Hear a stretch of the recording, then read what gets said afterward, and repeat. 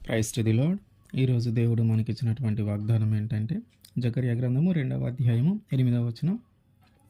మిమ్మును ముట్టినవాడు తన కనుగ్రుడ్డును ముట్టినవాడని ఎంచి తనకు ఘనత తెచ్చుకొనదలిచి మిమ్మును దోచుకొనిన అన్యజనుల యొద్దకు ఆయన నన్ను పంపియున్నాడు. ఆమేన్. మనల్ని ఎవరైనా ముట్టితే ఆయన యొక్క కనుగుడ్డును ముట్టినట్టు. సాధారణంగా మన కన్ను అనేది చాలా ముఖ్యమైనది.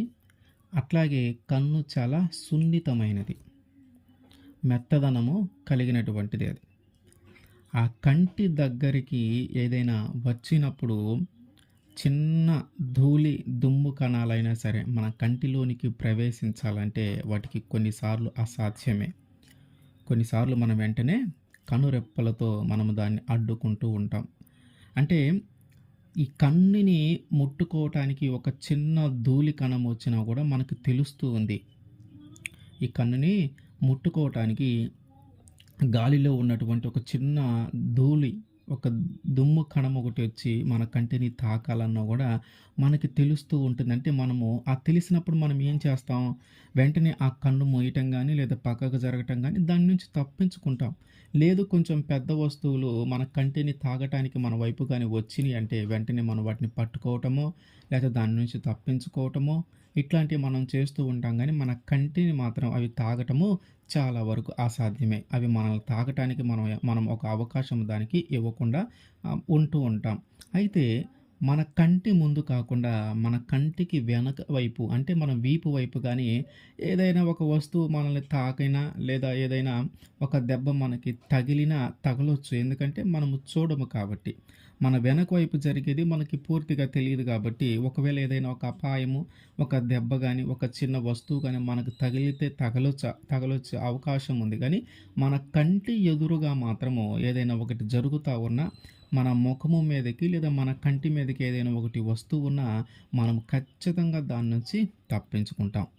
ఖచ్చితంగా దానివల్ల దాని నుంచి మనము జాగ్రత్త పడతాం, మన కంటిని తాకకుండా. ఒకవేళ మన కంటిని మన వేలుతో మనమే తాకవలసిన పరిస్థితి వచ్చినా కూడా, మన కంటిని మన వేలుతో మనము తాకవలసిన పరిస్థితిని వచ్చినా కూడా దాదాపుగా మనం కన్ను పూర్తిగా తాకనివ్వకుండా ఆ రెప్పలు గట్టిగా మూస్తూ ఉంటూ ఉంటాయి. అంటే ఆ కన్ను అంత జాగ్రత్త కలిగి ఉంటుంది. ఈ కన్నును తాకటానికి ఎట్లాంటి అవకాశము ఉండనివ్వదు. పొరపాటున మనకి ఇష్టం లేకుండా ఎవరైనా మన కంటి వైపు వారి చెయ్యి వచ్చినా లేదా ఇంకేదైనా వస్తువు వచ్చినా వెంటనే మనకి బాగా కోపం వచ్చేస్తుంది. ఎందుకంటే ఒక సూది లాంటిది, ఒక చిన్న వస్తువు మన కంటికి తగిలినా కూడా మనము కంటి చూపును కోల్పోయే పరిస్థితి ఏర్పడుతూ ఉంటుంది. అంటే అది చాలా సున్నితమైనది కాబట్టి మనకి ఏమొస్తుంది, బాగా కోపం వస్తూ ఉంది. బాగా కోపం వస్తుంది. అయితే దేవుడు ఏమంటూ ఉన్నాడంటే, ఒక మనిషిగా నీకు కన్ను మీద ఎంత శ్రద్ధ కలిగి ఉన్నావో నీ యొక్క కంటిని ముట్టుకోవటానికి ఎవరికి వల్ల కావట్లేదు. నీ కంటిని నీవు ముట్టుకోవటానికి కూడా కొన్నిసార్లు వల్ల కాని పరిస్థితి ఉంది. అట్లాంటిది నిన్ను ఎవరైనా ముట్టుకుంటే, నీ మీదకి ఎవరైనా వస్తే, నిన్ను ఎవరైనా ఏదైనా అంటే అది నా కన్నుగుడ్డును ముట్టిన దానితో సమానము. మనిషి కనుగుడ్డుని కంటిని ముట్టుకోవటానికే అది అసాధ్యమైన పని అయితే దేవుని కనుగుడ్డును ముట్టుకోవటం అసలు అది జరిగే పనేనా? అది అసలు అసాధ్యము. అంటే దేవుడు మన ఎడల ఎంత కాపుదల చూపిస్తూ ఉన్నాడో మనకి తెలుస్తూ ఉంది. ఏమని? ఆయన కంటితో మనల్ని పోల్చుకుంటూ ఉన్నాడు. నా కనుగుడ్డుతో మీరు సమానము. నా కంటిని మిమ్మల్ని ఎవరైనా ముట్టుకుంటే నా కంటిని ముట్టుకున్నట్టే. మనిషి కంటిని ముట్టుకోవటమే అసాధ్యము.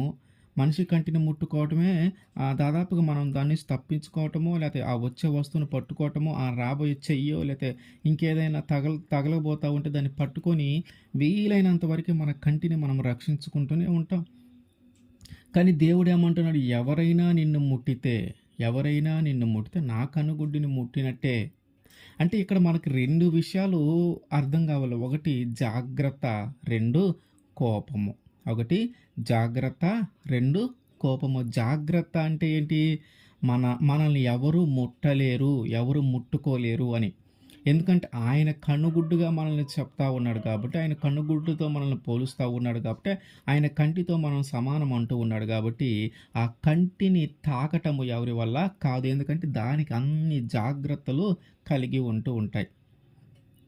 మనకి అంత జాగ్రత్త, అంత కాపుదల ఆయన మనకి ఇస్తూ ఉన్నాడు. మొదటిదేంటిది మంచి చాలా జాగ్రత్తను, కాపుదల మన మీద ఉంది. ఎవ్వరు మనల్ని ముట్టుకోలేరు. ఏ రోగమైనా, వ్యాధి అయినా, ఏ శత్రువైనా మన మీదకి రాలేరు. ఎందుకని? ఎందుకంటే ఆయన మన ఎడల కాపుదల కాస్తూ ఉన్నాడు. ఆయన మన ఎడల జాగ్రత్త జాగ్రత్తలు చేసి ఉంచాడు. మనల్ని తాకనివ్వకుండా, మన వైపు రానివ్వకుండా. రెండో అంశం ఏంటి ఇందులో అంటే కోపము. ఎందుకంటే మన కంటిని ఎవరైనా ముట్టుకున్నప్పుడు మనకి బాగా విపరీతమైన కోపం వస్తది. మన పర్మిషన్ లేకుండా, మన ఇష్టం లేకుండా ఎవరైనా మన కంటి దగ్గరికి చెయ్యి తెచ్చినా, ఆ కంటికి ఏదైనా చిన్న వస్తువు తగిలినా లేదా పొరపాటున చెయ్యి తగిలినా కూడా మనకు బాగా కోపం వస్తది. ఎందుకంటే అది సున్నితమైంది కాబట్టి అది చెడిపోతుందేమో, తర్వాత చూపు కోల్పోతామేమోనని భయంతో ఎదుటి వారిని తిట్టటమో లేదా కోప్పడటం మనం చేస్తూ ఉంటాం. అట్లాగే రెండో విషయం ఏంటి ఇందులో అంటే కోపము. ఎవరైనా మనల్ని ముట్టుకుంటే దేవుడికి విపరీతమైన కోపము వస్తది. దేవునికి విపరీతమైన కోపం వస్తది. ఎందుకంటే కన్నుగుడ్డిని ముడితే బాగా కోపమే వస్తది.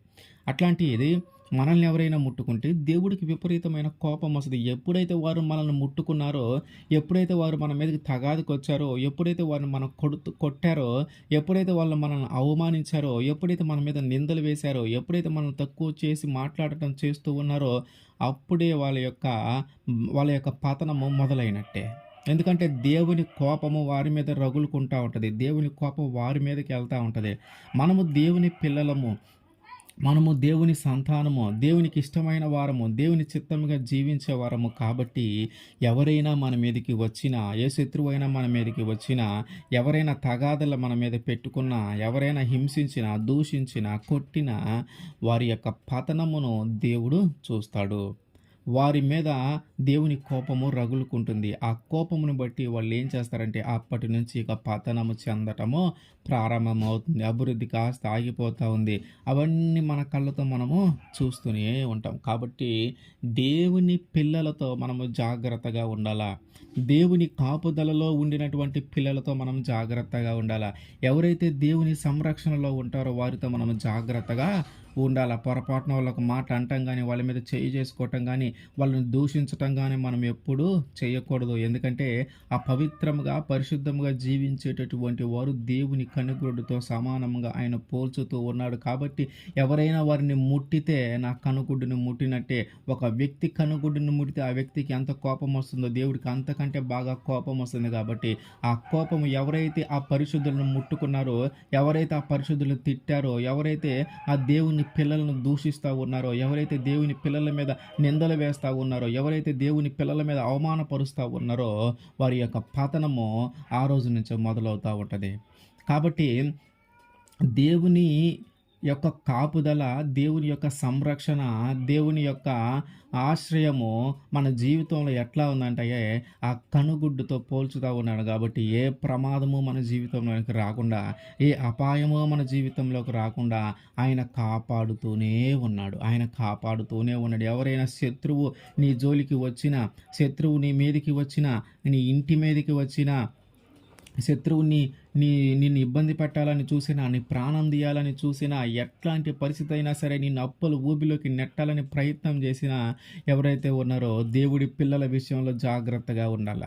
దేవుని నమ్ముకున్న వారి విషయంలో జాగ్రత్తగా ఉండాలా. దేవుని కాపుదల ఉన్నటువంటి వారి గురించి మీరు జాగ్రత్తగా ఉండాలా. దేవుని సన్నిధిలో ఉండేవారిని బట్టి, దేవుని చిత్తముగా జీవించేవారు ఎవరైతే ఉన్నారో వాళ్ళతో కలహించుకోవటము మంచిది కాదు. ఎందుకంటే అది దేవుడితోనే. మీరు కలహించుకునేది దేవుడితోనే, మీరు విరోధం పెట్టుకునేది దేవుడితోనే, మీరు దూషించేది దేవుడు చూస్తూనే ఉంటాడు, మీరు మాట్లాడేది దేవుడు చూస్తూనే ఉంటాడు. ఎంత అహంకారంగా మాట్లాడుతున్నావో దేవుడు చూస్తూ ఉన్నాడు. కాబట్టి దేవుని పిల్లలతో జాగ్రత్తగా ఉండాలా.